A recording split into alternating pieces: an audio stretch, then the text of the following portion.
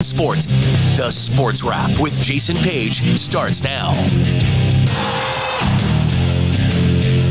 Good to have you with us this October 20th, 2023.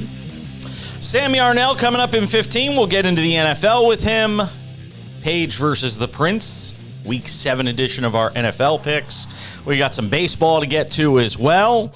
But happy to start things out with some college football today and say hello to our friend Bill Bender, who does a terrific job with the sporting news, a frequent guest on the program. And Bill, we were talking about it off air briefly. Nothing like Jim Harbaugh to get a Friday going, huh? Oh, yeah. Obviously, now we have sign stealing and what constitutes sign stealing and how far teams go to steal signs. And it sounds like, from what I've read, I'm just going to come out and say it. I don't think this is that big of a deal unless they were sending guys to scout opponents, which you're not allowed to do since 1994. But anything else, unless there is like a Spygate-ish type in-game thing, guys steal signs. But isn't that what they're saying? Isn't that what Pete Thamel and Mark Schlabach are saying? Is that there's this investigation and that there was, this Connor Stallions that was being sent, former U.S. Marine, is a person of interest, which just sounds weird to say when we're talking about something like this, that he may have violated an NCAA rule by scouting future opponents in person at games. And if that's the case, then doesn't it come down to who ordered that? Will that be the next question? Well, if it actually happened is the first question. They have to prove that. There's a lot of allegations in how this works whenever the cheating is brought up that Michigan's already guilty in court of public opinion, which is social media. They're guilty. It doesn't matter if the story I just read from Ross Dellinger, which was about this guy stealing signs during games and he's on the field, that's fair game. Change your signs. Right. During the game, I totally get it. Absolutely. But if you're watching recordings of TV broadcasts, which is allowed, change your signs. That's like, I've watched college football games. One easy solution is they should have headsets in the quarterback's ears like they do in the NFL. And, I've watched for years the ridiculous billboards with pictures of, things ranging from cereal to SpongeBob. And if that's your system and somebody cracks it, too bad. But if they were actually sending guys to scout, that's what I'm saying. Because that's what this is saying is, this report that I'm looking at is saying scouting future opponents in person at games. Also a dumb rule. Every high school does that. I've sat in high school bleachers where teams do this all the time. But it's the rule. But it's been against the rules for 30 years. Yeah. So if they're doing that, yes, but there's no discernible punishment. So what's the punishment if they find that? It's like, I remember when Spygate happened with the Patriots. What was their punishment? A draft pick? Oh my God. That's it, right? Much ado about nothing. A fine, and you know who paid for Spygate? The Washington Redskins at the time paid, because I think New England beat them by like 60 points after. So, but I think it's less about these violations to me and more about the stain of cheating and how does that take away their success the last 2 years. Does this drive Jim Harbaugh even closer to taking a parachute to the NFL? I think if I were him, I probably would take that, because it does feel, and Paul Feinbaum talked about that this morning, that this feels like the NCAA is piling on a little bit. And that's kind of my read on the situation as well. Penn State, Ohio State this weekend. Let's talk about it. I felt like last weekend, by the way, I was sitting in a sports bar at the sports book at Agua Caliente Casino out here, and I was watching USC and Notre Dame, and it felt like last weekend really was sort of the weekend where we started to weed out who some of the pretenders are in college football. Do you feel the same way? Yes. The number of unbeatens is trimmed a little bit. You watched, I think you were texting me during USC Notre Dame, where we kind of found out they were a little bit of a contender or a pretender. I'm sorry. And it caught up with them a little bit. 5 turnovers. By the way, they better get ready for that weather when they move to the Big Ten, because it's like that everywhere else. I think this Ohio State-Penn State game is going to be awesome. I think it's going to be a little bit higher scoring. It seems like the betting, and I just read an email from BetMGM that Penn State plus 4.5 is the highest, most frequent bet right now. I think they're daring you. The Buckeyes at home, I mean, they've won the last 4. There is more pressure on Penn State here. Wouldn't you agree? That's a good question. I like the pause. That's a good question. I usually am used to making other people pause with a good question, but I don't know about that. I mean, Ryan Day has faced so many questions about his ability to win big games. The whole thing that transpired earlier this year, the comments from Lou Holtz. I mean, I think there's an equal amount of pressure here. I don't think it's all on Penn State. I do. Well, so I'd say it from this standpoint. Ohio State, if they lose, they'll be, and I live in Central Ohio, as you know, they'll be the usual Monday meltdown on AM radio, the FM radio, which they have great radio stations around here, and everybody will be fired, or they'll want them fired. Then they'll realize that, hey, we have a top 10 victory in the bag against Notre Dame. We still got Michigan. Penn State loses, given like the all summer, my editors, all summer, Penn State's going to win the Big Ten. That record, that 4-14 record against Ohio State and Michigan, going up here and having your best chance to win in Columbus in 12 years. And they've got the quarterback, they've got the running back, they've got the defense. Jason, outside of the receivers and tight ends, I think you could argue Penn State's got a better position group most places for the first time in a long time. It's going to be an awesome game. But if they lose, what are we going to say? Penn State can't win the big game. It'll be the same old thing. Tennessee and Alabama. Does somebody's season end this weekend? Yeah, elimination game between those two. Won't be 52-49 again because Bryce Young and Hendon Hooker aren't on the field. Jalen Milroe's been a little bit better than Joe Milton in SEC play. From an efficiency standpoint, a few less turnovers. Neither one of them has been lights out. 2 running defenses that allow 3 yards or less per carry. So that tells me, Milroe or Milton's going to have to make a couple big-time plays in this game. Could you imagine if we're burying Alabama before Halloween? Out of the national title race? I mean, that's what's at stake for them. I think this is a tough out for Tennessee, though. I don't know that they have enough consistency on the offensive side of the ball to go out there and beat a pretty good Alabama team. Alabama's defense is pretty good. And Dallas Turner is starting to emerge as the best defensive player in the country. The Brock Bowers injury. We were asking the question a couple of weeks ago, is there anything that could derail Georgia at this point, which seems, head and shoulders above everybody else that we talk about. And we never really talk about Georgia because it's just assumed. How much does the Brock Bowers injury change that, especially without a timetable for his return? I think they're more gettable now. And I say gettable in terms of teams probably feel like, oh, now their best players off the field. We can do this. They have a tough stretch coming against Tennessee, Missouri, and Ole Miss after Florida. I mean, all 4 of those games are going to be games.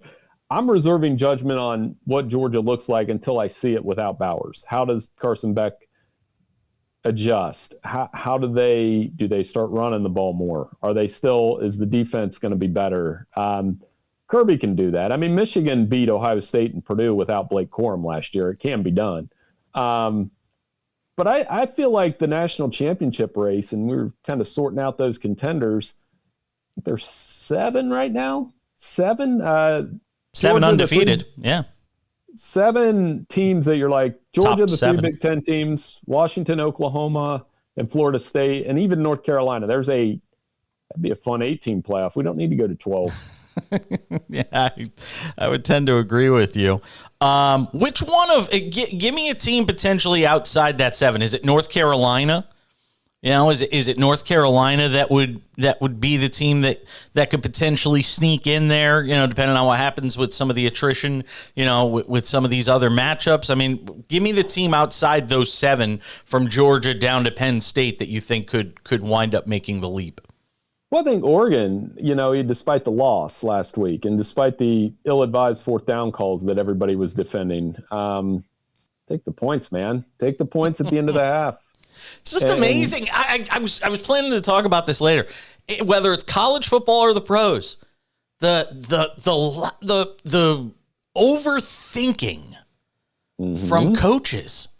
Like, I don't understand. I saw it last night with Doug Peterson going for it on his own 45 when, the Saints can't even, drive down the length of the field for it. Make them go 90 yards. Right. I mean, Yeah, why did conventional wisdom get thrown out the window? I don't understand it. Sorry. I think fourth downs have become this and I think we're in the same neighborhood of age range. I think fourth downs have become a generational thing. The younger generation of football fan is obsessed with going with it on fourth down and analytics. Like analytics is some person standing on your front porch telling you to go for it. I think it's got to be game feel, right? Like, where am I at in the game? Is my left guard not blocking right? Did he just flinch on the last play? Where are we at on the field? Is this game going to be 34-31? There's so many things these coaches have to do that aren't analytical. But I think it's got to be – you can't just be one way on this, Jason. You can't just be, we're going to go for it on fourth down all the time, or we're never going to do it. It's got to be by feel. And you just said it. Overthought would be the best way I would put it. How much does TCU last year bombing in the college football championship game? How much in the playoff championship game? How much does that, you think, impact? And I know those that vote on it will say no, and those that get into this room and this cabal that makes this decision about who gets into the playoff will say it doesn't matter. But it's got to matter when we get to the end of this thing. If you have a North Carolina or you have some of these other teams that might be undefeated, but you're like, but do they really have a chance? Right. How much do you think that what happened with TCU last year is going to impact what we see at the end of the year? I had a pretty lengthy debate with my editor about this last year where Bill Troche, he's a great editor, by the way, but he was saying that I said that championship game was horrible for college football. And anybody that thinks otherwise, like, it was 65-7. I was done writing in the third quarter. I'm never done writing in the third quarter. You're exactly right, though. That will penalize a team. North Carolina is interesting to me because they've got the running game. They've got the NFL quarterback. They've got a better defense. Is that enough? But it's like, at the end of the day, are they going to go against – I think talent always rises in the playoff, right? Georgia had so many 4- and 5-star guys. And you've heard this a couple times. Georgia, Ohio State felt like the national championship game because of the talent on the field. So, but I mean, with it being wide open, I mean, Washington is the one that I think might get that treatment a little bit, because does Washington have it in the trenches? They got it on the perimeter. Do they have the dudes on the offensive and defensive lines that can beat a Michigan, Ohio State, a Georgia? Michigan didn't have the guys on the lines to beat Georgia a couple years ago. So, I mean, that's the big question to me.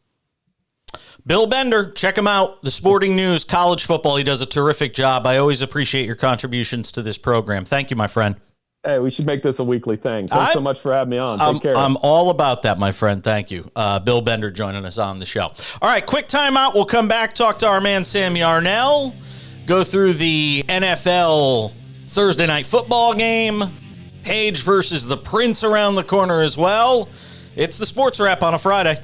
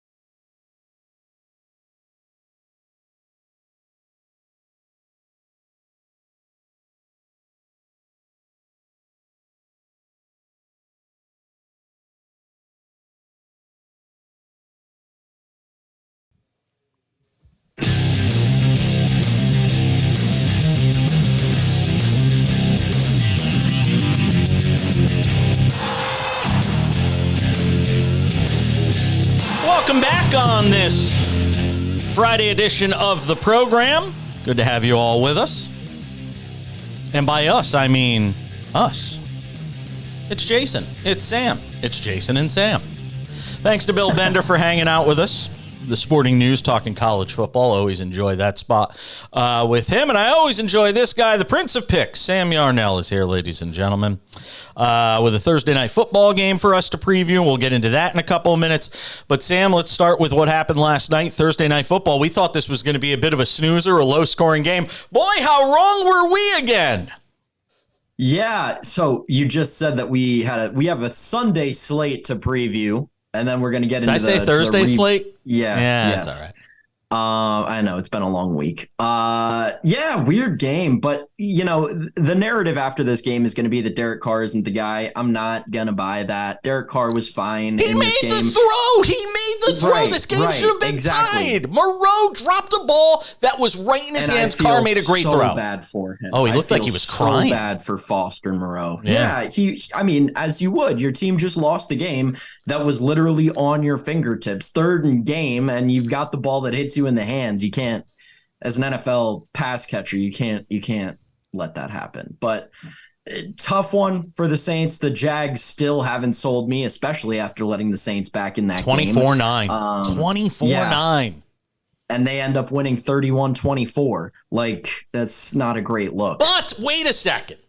I will, and I'm not trying to be a contrarian here. You know how I feel about the Jags, though. They're 5-2. 5-2 is 5-2. Okay? 5-2 with a win over the Bills, by the way, too, may I just add. London or not London. Okay? Even when a mark of a good team in that spot is when you cough up the lead, figuring out a way to still come out with a W on the road in the NFL. And they did that. They put together a drive to get the go-ahead touchdown when they needed to. My issue is with Doug Peterson at 24-24 on his own side of the field, I think his own 45 on a fourth down, not punting and making the Saints go 90 or 95 yards. That's my issue, is the play calling in that position. And I just talked about it with Bill Bender. You may have heard it. I don't understand this anymore. Why fourth down has become so overthought by NFL head coaches. And it's everybody. And we see it every week in this league. You know, everybody's trying to be different. Everybody wants to be the smartest head coach. Everybody wants to be, Riverboat Ron. I don't understand it. And Doug Peterson almost put his team in a position last night to blow this game. Well, the reason that it's happening, right, is the creeping into the baseball mindset, the managerial mindset in baseball into football. It's the use of analytics. It's across sports, but we're seeing it more prevalently in the NFL this season than I think we've seen it before. Coaches are 100% relying on analytics, and they've gotten away from necessarily the charts that they've made for, those old classic charts where it's like you have third down, here to go, and there's such time left, and you figure out whether or not to go for it. They've moved away from those, and it's more towards what kinds of plays are we most effective at getting 3 yards, and can we run that here to get this first down in crunch time when we need it. And that's fine. It'll work, but it's going to lead to the problem that we all have with the NFL this year and the product being worse. It's just another thing that contributes to it. I do want to say really quickly on the Jaguars having 5 wins. Sure. Two of those wins aren't wins if one play in the game is different. But that's you can go through so many teams and say this. Two different wins of those are against the Colts in Anthony Richardson's first career start and the Colts in the first game with Gardner Minshew as the starter. So, they've won 5 games, but they could just have easily have lost 4. It's a team that's learning how to win, though. This is a group. Remember, Doug Peterson only took over last year. You forget we're less than 24 months removed from the dumpster fire that was Urban Meyer and what this organization looked like when he left. The turnaround has been, it's been really good. And look, I don't know if, and this is what I was going to ask you and get your thoughts on it. Are they the second tier in the AFC? Third. Yeah, see, I don't know. I'm kind of torn on it. I don't. They're not And I know the fourth worst tier thing for you can do. sure. I know the worst thing you can do in an environment like what we are is be on the fence. But I'm on the fence between them being tier 2 and tier 3 because their defense is that good. But then last night I watched the Saints. All of a sudden in that fourth quarter, they're driving the ball down the field. They're doing whatever they want to do. The Saints offense all of a sudden started to look like the Saints offense we thought it would be. Michael Thomas making catches. But I don't know. I'm not sure where I put the Jaguars yet. I'm just not. I don't know yet. It depends on if you're speaking, and this is for a variety of teams, right? If you're speaking just this season, there's a case to be made for them to be at the very back of tier 2. When you're talking about tier 1 teams this year being like the Bills, Chiefs in the AFC, Bills, Chiefs, Dolphins, then you've got tier 2 is like Bengals, Chargers. Yeah, maybe the Jaguars fit in there. That's what I mean. It's close. I'd say the Browns are in tier 2 before I'd say the Jaguars are. And even with PJ Walker at quarterback, with the way that defense plays, I would put the Browns above the Jaguars right now. All right, we'll move away from that. Page versus the Prince coming up here in a couple of minutes. 3-1 for Jason Page the last 2 weeks. Can't say the same for Sam Yarnell. Abysmal. Abysmal is right. We'll come back and address it next on the Sports Wrap.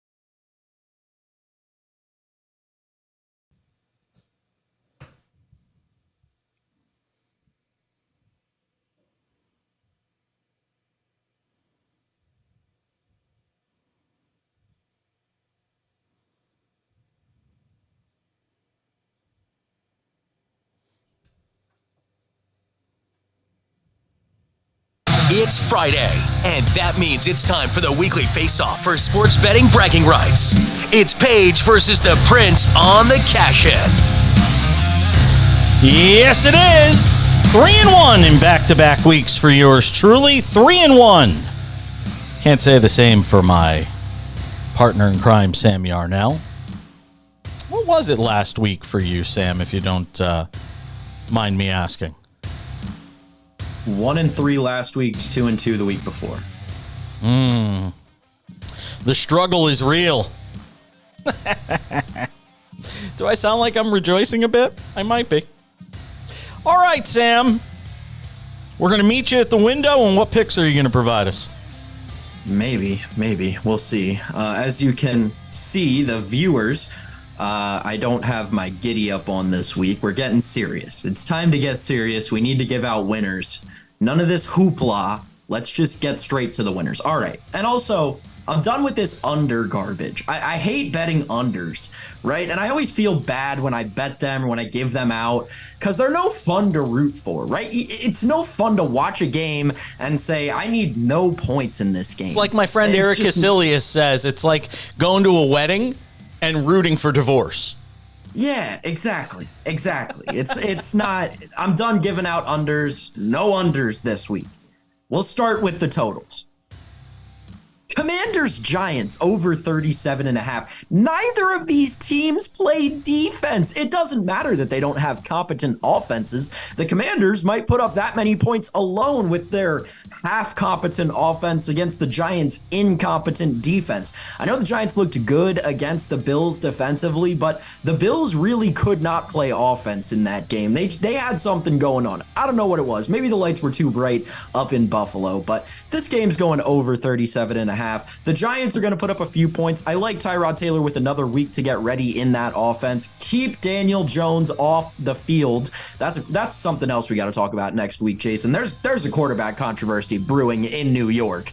Tyrod Taylor may be a better quarterback in that offense than Daniel Jones. He's good. Sam Howell's good enough to play decently against these two defenses. This game, Commanders-Giants, goes over 37.5. Next, another divisional matchup, Falcons-Bucks over 37.5 as well. We're going over these low totals this week, one, because it's an easy number to get over, but two, because the Falcons and Bucks have had decently good offenses so far this year. Neither of their defenses are anything to necessarily write home about. I know Atlanta's has looked good at times, but I think that both of these teams, despite having Atlanta having a really good rushing attack, I think Baker Mayfield will game manage his way to 20 points, and I think Desmond Ridder probably gets the Falcons to 21. I think this game goes over 37.5 pretty easily. All right, let's get to my sides now. And I'm going with two games that are going to have a lot of heavy handle this week, and I honestly haven't even looked at if these two sides are public or not, but Kansas City minus 5.5 against the LA Chargers. I believe that game is at home in Arrowhead. Patrick Mahomes is outstanding against the Chargers in Arrowhead. He's 7-2 against the Chargers' career. I think that the Chiefs blow them out in this game. This is a divisional game, and I think the Chiefs want to come out and stomp on the Chargers' throats. They know that in that AFC West, the real only competition they're going to have this season is the Chargers, and if they can get at them early and often in this game, I think that they're going to stomp all over Los Angeles and at least cover the 5.5. I may even alt this one up to 7.5. Next, we're going to go with the Lions, +3 in Baltimore against the Ravens. I don't like betting against the Ravens. I think the Ravens are one of the more slept on teams in the NFL, and they still get a lot of coverage as it is. The Lions are a special team this year. And I know this matchup is, a good Lions offense against a good Ravens defense. That's why we're not touching the total. But I think the Lions get this one done. I think they win it outright, but give me the 3 points anyway.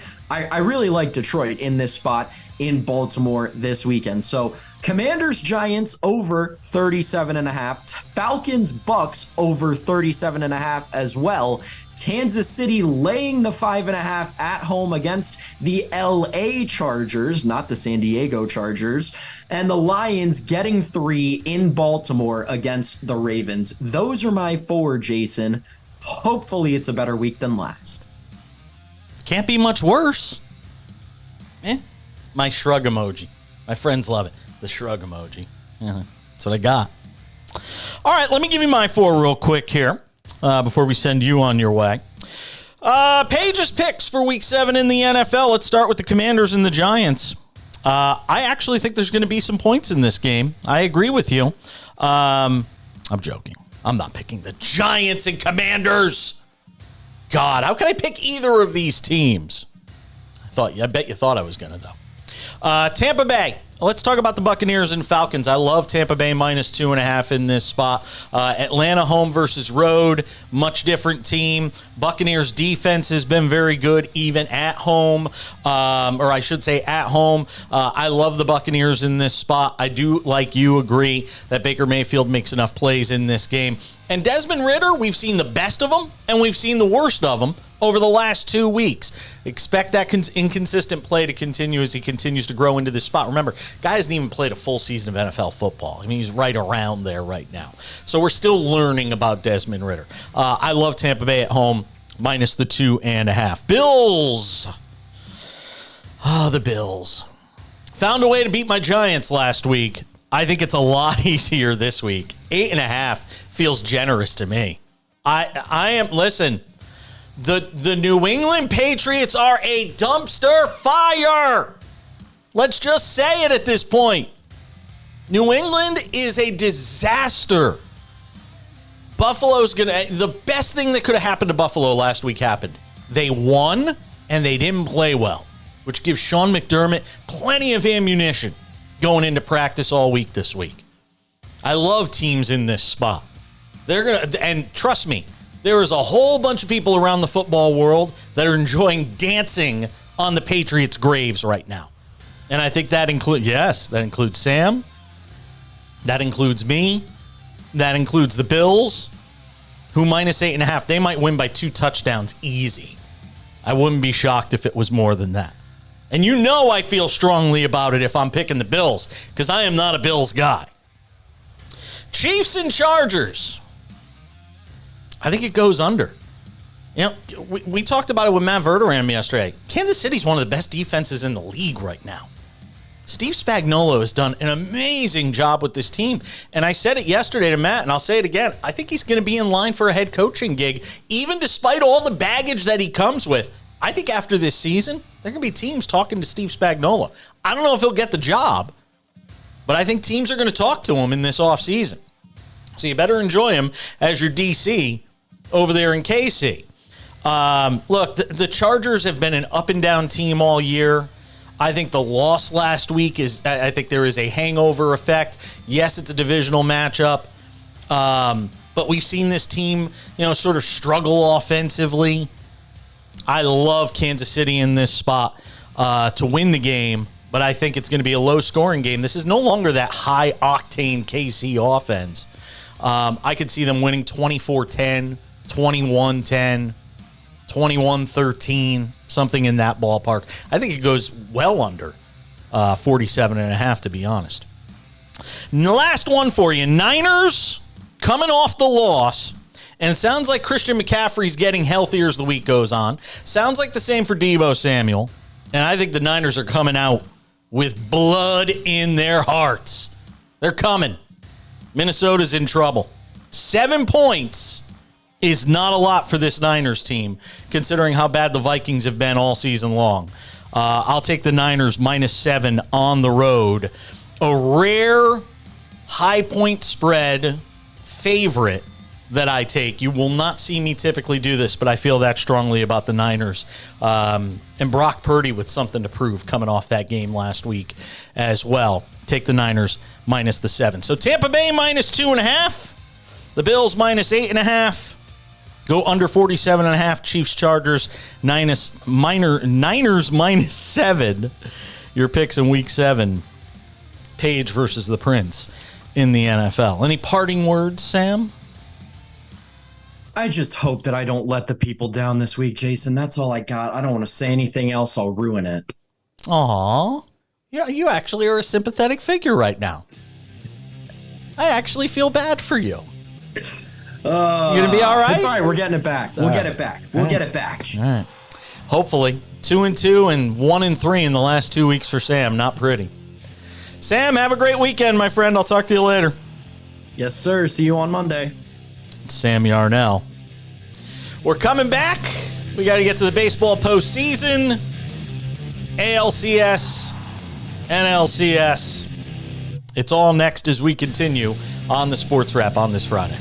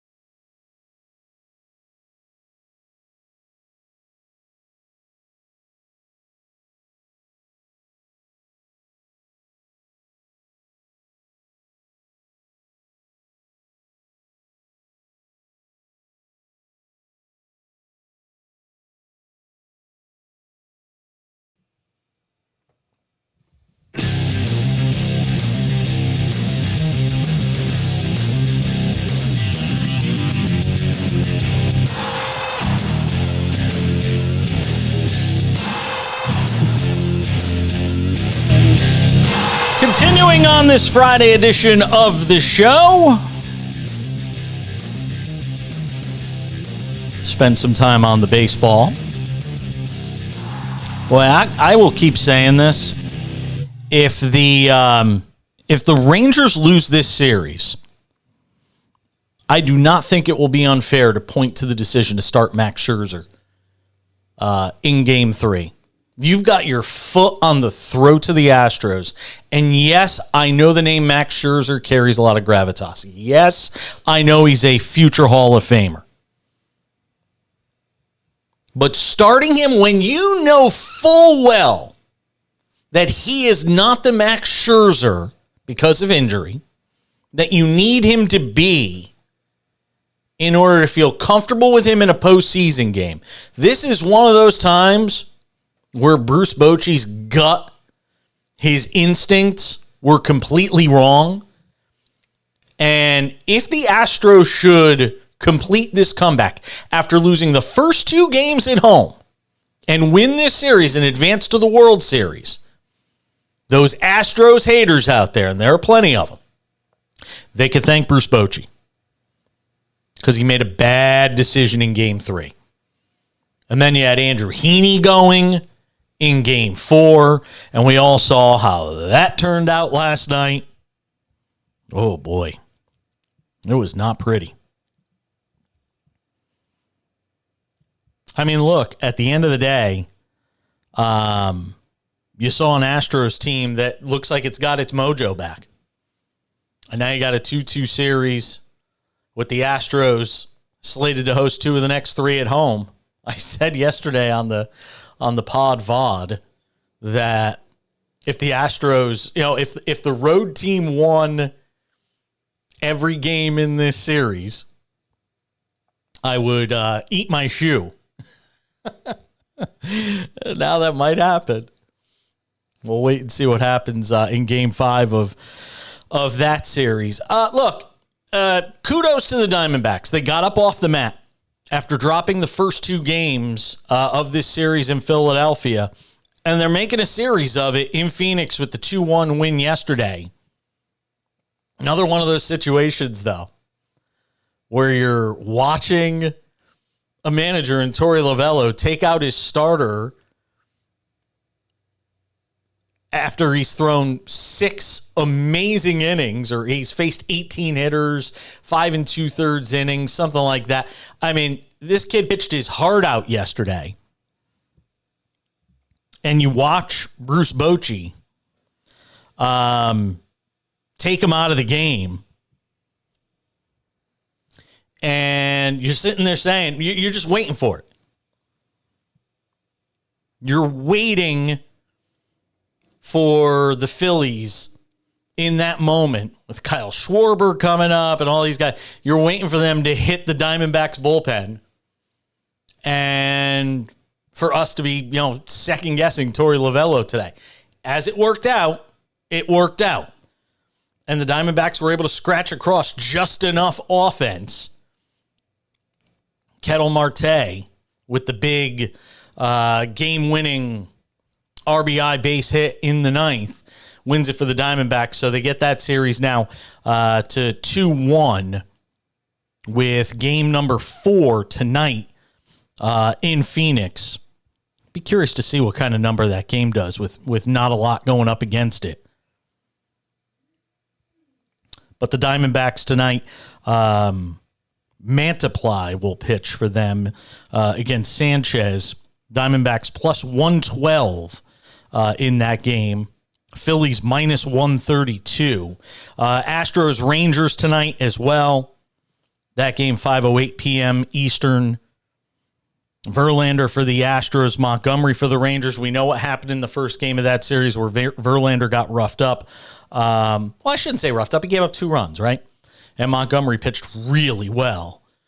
And this time he gets an opportunity at home. So we'll see what happens in the rematch of that Game 1 matchup. And boy, let's say it right now. Rangers don't win tonight. The series is over. Got to win tonight. Minus 110 for the Rangers, minus 106 for the Astros. So it's basically a pick in the minds of those that make the lines in Las Vegas between those two teams. We'll obviously see what transpires there. All right, that's going to do it for us on this Friday edition of the show. Thanks for hanging out with us. Thanks to Bill Bender. Does a terrific job on college football at the Sporting News. Check out his work there.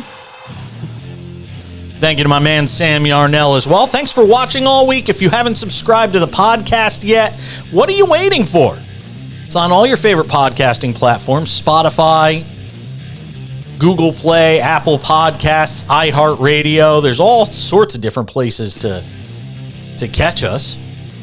You can watch us daily, noon to 1 p.m. Eastern, over on Twitch, Jason Page 77, over on X, formerly known as Twitter, The Back Page, Facebook and YouTube as well. By the way, let me just say this. The music can just keep playing. It's fine. Kudos to the folks in the Coachella Valley, my new hometown, where I've lived for a few years. Lakers Suns last night at Acrisure Arena, just outside of Palm Springs.